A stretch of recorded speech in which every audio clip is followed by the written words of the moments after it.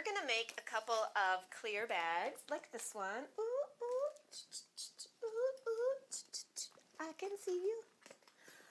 This is so easy. This is like a 20-minute project, and some of these bags are selling on Premier websites for over $100, which I don't understand, but okay. Why? What you're gonna need is the vinyl, obviously, and a Teflon foot. I did sew that one without my Teflon foot just to test it out. If you have not been sewing vinyl for 10 years, just get a Teflon foot.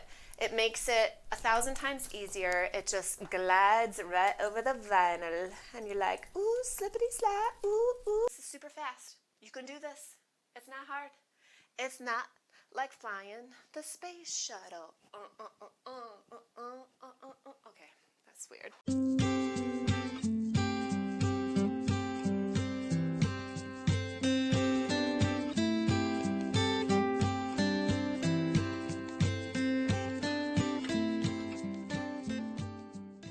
Okay, first things first, you're going to want to cut your pieces of vinyl. This can be hard to see. So if I were you, I'd get a pink cutting mat from Havells. Just saying, because you could probably see your vinyl a little bit better. Okay, so I kind of just make it sit flat for a minute. And our pieces, I think we'll do the easy bag first. So let's cut our pieces at 15 by 15. So I'm just gonna do this, there's 15. I just use my rotary cutter, no biggie. And I'm gonna turn this, it'll just be easier for me to cut this way.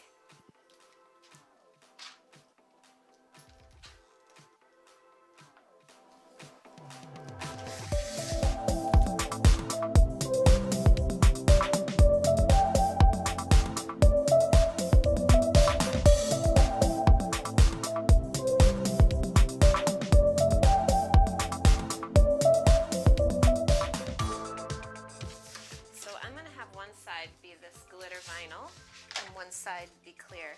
Maybe that'll make it easier to see what's going on too. That could be kind of groovy. Okay, get your Wonder clips because you don't want to pin vinyl. It'll make holes and they won't come out. You don't want to touch an iron to vinyl. It'll melt. It'll melt like a popsicle. All right, make sure everything's even and good to go. I see I didn't cut this perfectly down here.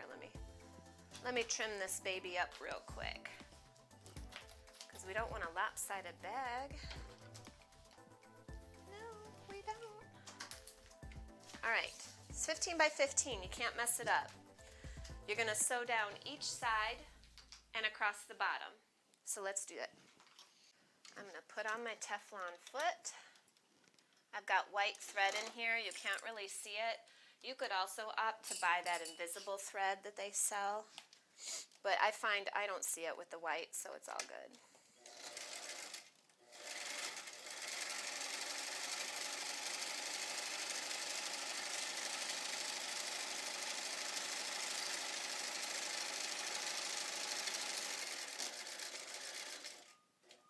Needle down, lift the foot and pivot.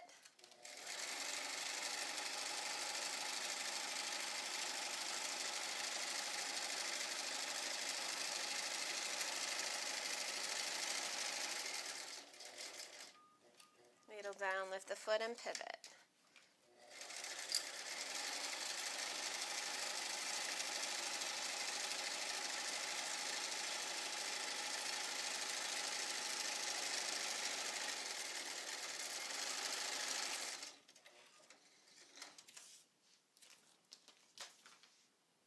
Now we're going to cut 2.5 inch or 2 inch box corners.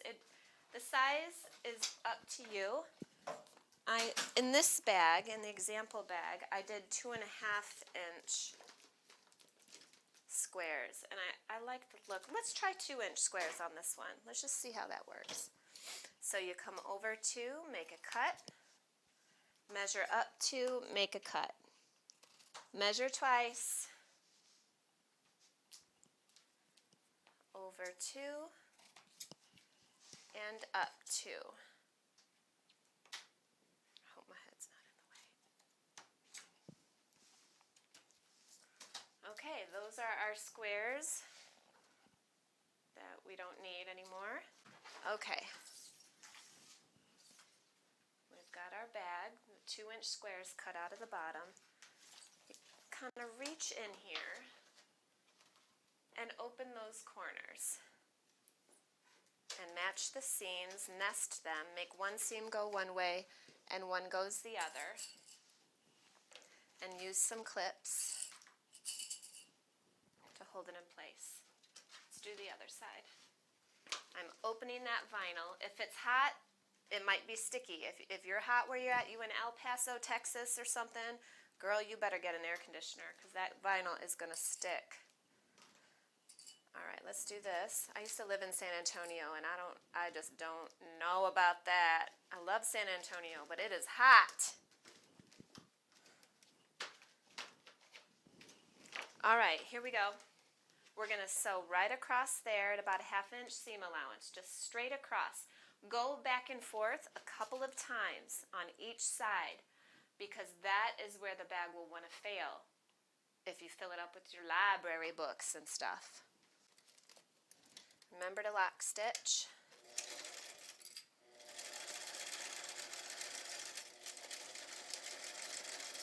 Look at that, just glides right over. Teflon foot is amazing. It's amazing, truly amazing. Let's do it again. Let's go inside that seam allowance with a little zigzag. I don't know, I just want to be fancy.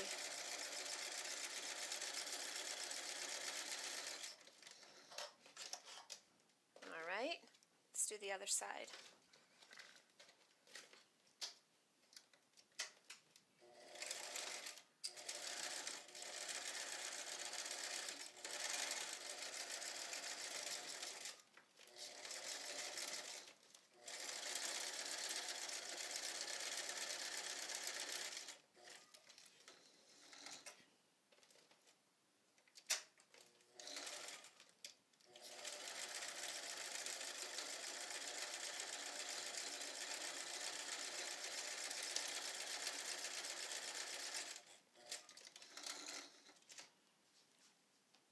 Okay, trim your threads. That's probably the most important part because if people see your threads, they'll be like, what? What is that mess? Girl, please. Okay, now, on the other hand, you know how I was talking about if it was hot? Well, if it's cold where you're at, like, you know, Canada or the Arctic Circle or Wisconsin, you might need a hair dryer for this part. We're going to turn it right sides out, and honestly, this is the hardest part. Just take a deep breath, get a hair dryer, and warm it up before you try to turn it. But I'm going to be a rebel and turn it cold, because that's how I do it. Oh my God. Maybe I should get a hair dryer.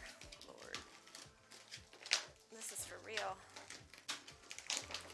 I keep my house, though, at like 59, 60 degrees.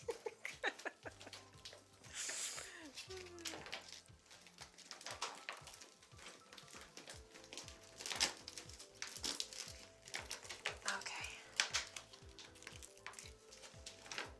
See, it can be done.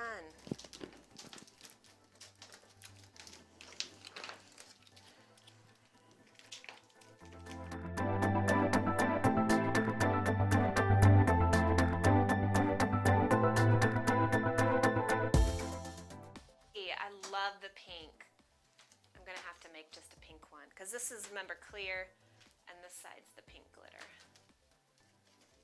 Okay, now what I like to do is fold the top down. I'll go over that in maybe with photos, maybe with a video, I don't know. I just fold this down about 1/4 inch. It doesn't really matter, just as long as you get it even all the way across. You might want to measure it and make some marks.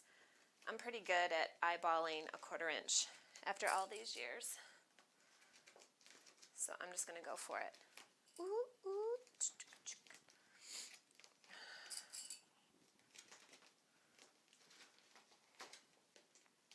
And you don't have to do this. You could definitely leave that edge up. I just feel like my kids would totally complain if they, you know, ran their forehead into it or something. They'd say, "Oh my gosh, Mom, it cut me." It's not going to cut anybody. I'm just, you know, how people can be sensitive, tactile sensitivity. It's a thing. So let's just fold it down.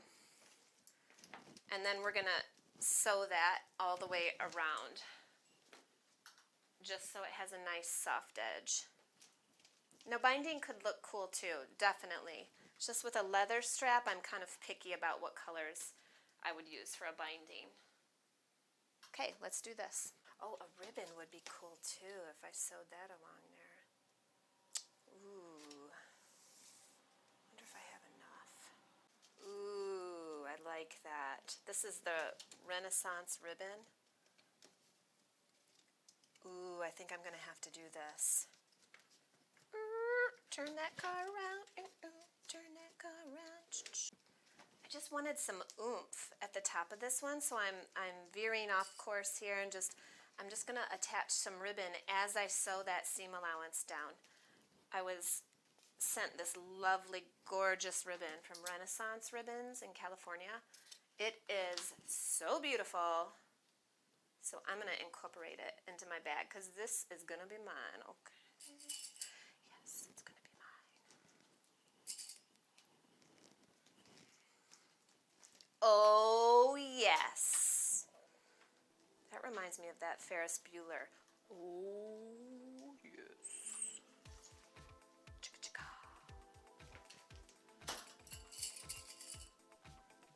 Okay. Oh, yeah. Oh, yeah, that's good. We're going to do that. So you see what I did? I just clipped the ribbon on. I'm going to sew it on as I sew that seam allowance down. Definitely. I probably could just use a regular foot, but I'm going to keep my Teflon foot on there.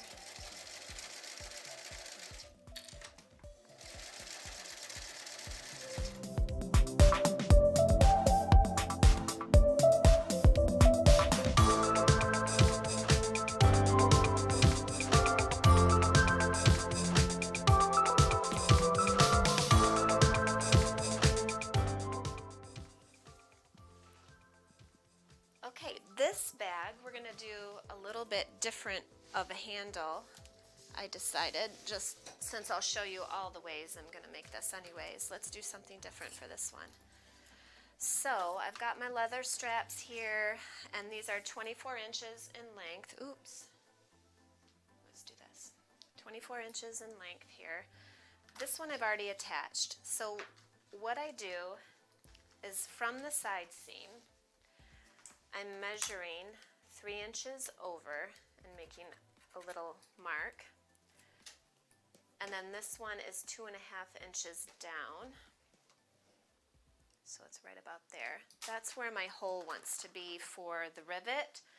So I'm gonna squeeze in there with my hole punch. Make a little mark. It hardly needs that. You probably could just poke it. Now for the strap piece, because I have long rivets, I have to make this thick enough for my rivets to work. So, and plus I want a little bit extra bite for the rivets to hold the bag and be strong. So I'm going to fold it over about 1 inch. And then mark the center. If you don't mark that, I tend to mess it up. And my hole's all lopsided for the rivet. It ain't pretty. Make the hole, put the rivet in. See, even that one's a little bit lopsided. Hole. It's good to show how we struggle, because then we know we're not alone. That's better. It's not perfect, but it'll do for tutorials' sake. Okay, so I pushed it through the hole there. Now I take the other end of my rivet and pop it on so it's in place. Now, I know a lot of you have success with hand tools for rivets. I do not. So I went and got myself a press.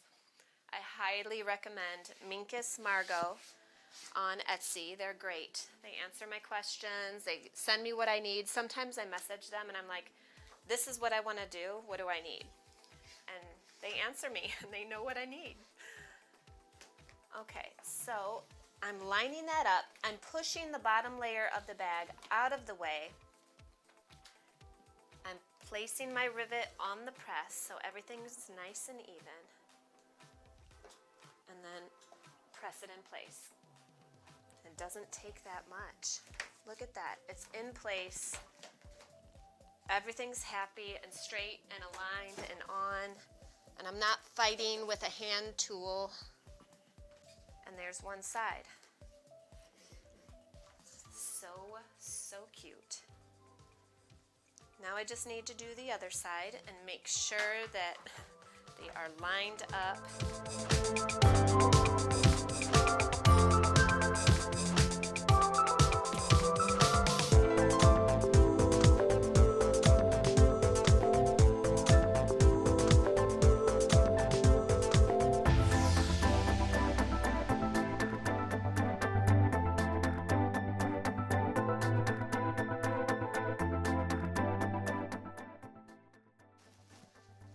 Finished bag, this one at least, with the ribbon trim, leather handles. So easy and so cute. I've put my Kona scraps in there.